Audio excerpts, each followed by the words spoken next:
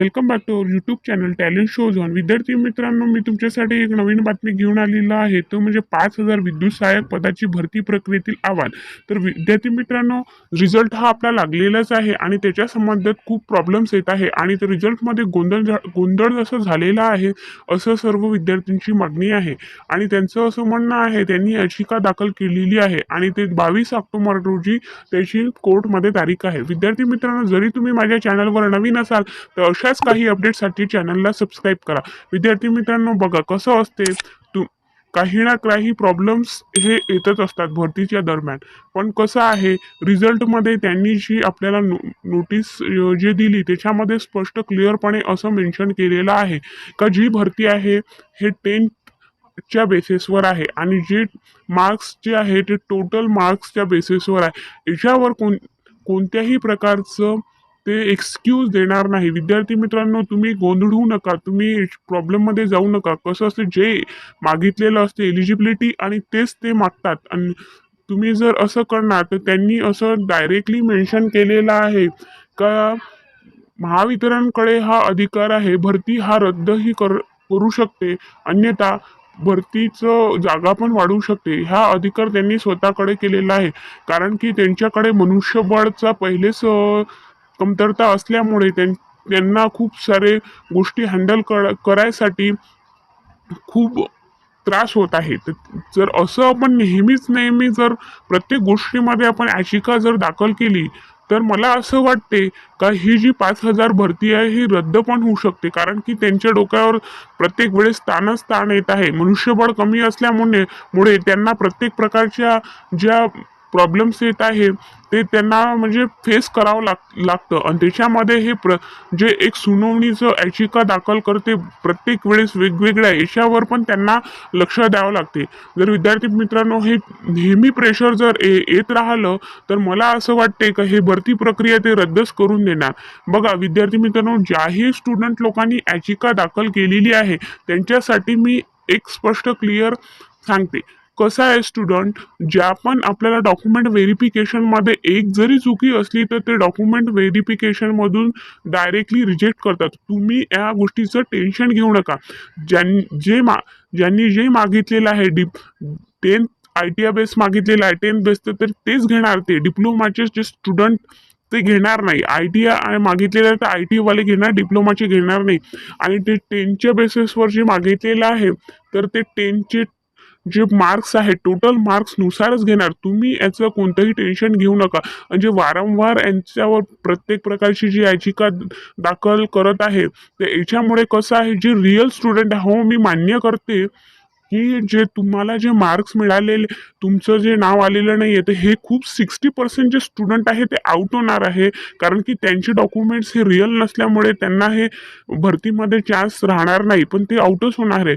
पण जे रिअलमध्ये ज्यांचं ITI झालेलं आहे, जे 10th बेसिसवर त्यांनी टोटल मार्क्स टाकले, पण अशा पण स्टुडंटचं आणि तुमचं पण फ्युचरमध्ये जे आहे प्रॉब्लेम यायला नको. याच्यासाठी कसं आहे, तुम्ही हे थोडा विचार करा.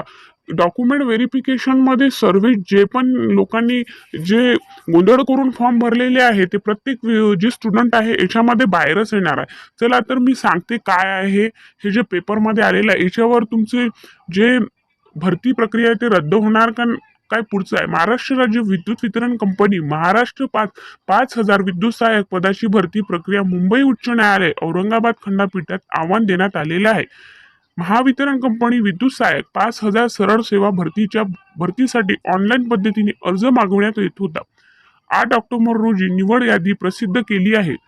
प्रमाणपत्राच्या छाननीस 21 ते 22 ऑक्टोबर रोजी होणार आहे. जाहीर केलेली निवड यादीनुसार एकूण 4,534 उमेदवारांची निवड करण्यात आलेली आहे. तसेच दुरुस्ती निवड यादी प्रसिद्ध करण्याची हो. विद्यार्थी मित्रांनो, हे जो पॉईंट दिलेला आहे, कसं आहे, डॉक्युमेंट व्हेरिफिकेशनमध्ये खूप सारे स्टुडंट बाहेर होणार आहेत, तेव्हाच हे जे वेटिंग लिस्ट आणि जे निवड यादी आहे तेव्हाच ते म्हणजे प्रकाशित करू शकतो. कारण की त्यांना जे जे इलिजिबिलिटी ज्या गोष्टी मागितलेल्या आहेत ते डॉक्युमेंट व्हेरिफिकेशनमध्येच माहीत पडणार का कोणतं विद्यार्थ्यांचे डॉक्युमेंट बरोबर आहे आणि कोणाचे चुकलेले आहे. त्याच्या बेसिसवरच हे रिझल्ट आणि जे वेटिंग लिस्ट लावणार आहे ते डॉक्युमेंट जे व्हेरिफिकेशन होणं हे अत्यंत गरजेचं आहे. कारण की तुमची जी वेटिंग लिस्ट लागायला म्हणजे तुम्हाला त्रास होणार नाही, हे लवकरात लवकर लागेल. त्यांच्याकडे पूर्ण इन्फॉर्मेशन आहे, ज्या ज्या स्टुडंटचं नाव जे नाव आहे आलेलं आहे सिलेक्शन लिस्टमध्ये, ते जे पूर्ण जे स्टुडंट गेले तिथे डॉक्युमेंट व्हेरिफिकेशन, कोणते कोणते जे स्टुडंट उमेदवारीची जी उमेदवारी आहे, जे क्लिअर डॉक्युमेंट्स आहे, असे उमेदवार त्याच्यात सिलेक्ट होणार. आणि बाकीचे ज्याच्याकडे प्रॉब्लेम्स डॉक्युमेंट व्हेरिफिकेशनमध्ये कागदपत्रात प्रॉब्लेम येणार आहे, असे उमेदवाराची उमेदवारी ही रद्द होणार आहे. त्याच्यामुळे सहजासहजी जे लिस्ट आहे ते तयार होणार. तर त्याच्यासाठी मित्रांनो कसं आहे, डॉक्युमेंट व्हेरिफिकेशन होणं हे अत्यंत गरजेचं आहे, तुमच्यासाठी चांगलं आहे हे. तर हे झालंच पाहिजे.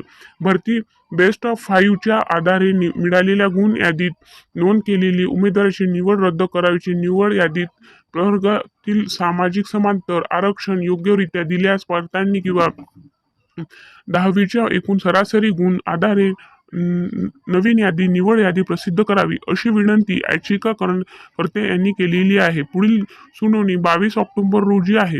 विविध प्रवर्गातील आरक्षित केलेल्या पदाच्या तपशील नमूद केलेले सदर निवड यादी प्रकाश गायकवाड, योगेश खंडारे खंडपीठात आव्हान दिलेले आहे. जाहिरातीच्या नमूद केलेल्या नियम व आशिष काटेकोरपणाचे पालन केलेले नाही.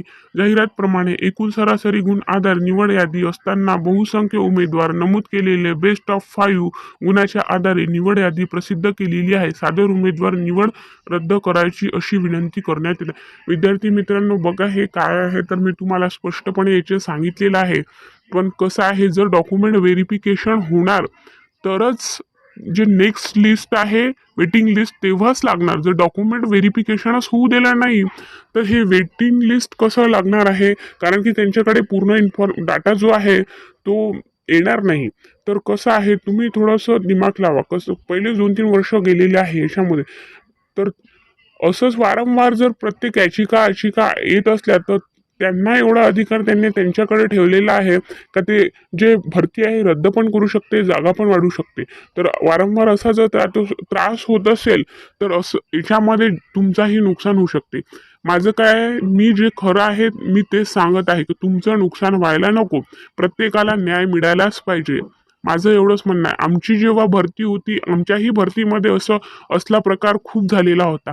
पण अन्यथा काय आहे, जे आपल्याला ॲडमध्ये मेन्शन केलं असतं, जे डॉक्युमेंट व्हेरिफिकेशनमध्ये मागितलेलं असतं ते डॉक्युमेंटच अत्यंत गरजेचं असते. अन्यथा ते कोणत्याही प्रकारचं आपल्याला मुभा देत नाही, कोणत्याही प्रकारची आपल्याला दया करत नाही. कसं असते, जे मागितलेलं आहे तेच असते, तर तुमचं काही नुकसान होणार नाही. जेही रिअल स्टुडंट आहे त्यांचं नुकसान होणार नाही. पण हे जी प्रक्रिया आहे चांगल्या परीने पार पडली तर तुमच्यासाठी चांगलं आहे. अन्यथा 2-3 वर्ष अजून गेले म्हणजे झालेले आहे, अन्य किती वर्ष होणार हे तर मी तुम्हाला सांगू शकत नाही. कारण की हे असंच असते जे कोर्टाचा निर्णय हे लवकर होत नाही, वारंवार चालूच असते. आणि अन्य अजून कोणता जरी प्रॉब्लेम आला तर मग हे करणं अत्यंत मग कालांतराने चालूच असते. विद्यार्थी मित्रांनो, अशाच जर तुम्हाला काही माहिती हवी असेल, तुम्हाला कोणतेही प्रॉब्लेम असेल तर तुम्ही मला कमेंट करू शकता. मी तुमच्या प्रश्नाचे प्रत्येक उत्तर देईल. अशाच काही महावितरण संबंधित अन्य कोणत्याही भरतीसाठी तुम्हाला जर अपडेट हवी असेल तर माझ्या चॅनलला सबस्क्राईब करा. आणि व्हिडिओ जर आवडला असेल तर एक लाईक करा. विद्यार्थी मित्रांनो, ज्यांचे डॉक्युमेंट व्हेरिफिकेशन रिअल स्टुडंट आहे त्यांच्यासाठी माझं बेस्ट ऑफ लक, म्हणजे आनंदाचं आहे तुमच्यासाठी क्षण. आणि जे जे बाकीचे जे स्टुडंट आहेत त्यांचं सिलेक्शन झालं नाही आहे, पण त्यांचं पण डॉक्युमेंट व्हेरिफिकेशन लवकर झाल्यावरच त्यांचं सिलेक्शन होणार आहे, वेटिंग लिस्टमध्ये नाव येणारच आहे. कारण की खूप स्टुडंट हे बाहेर जाणार आहे विद्यार्थी मित्रांनो. ठीक आहे.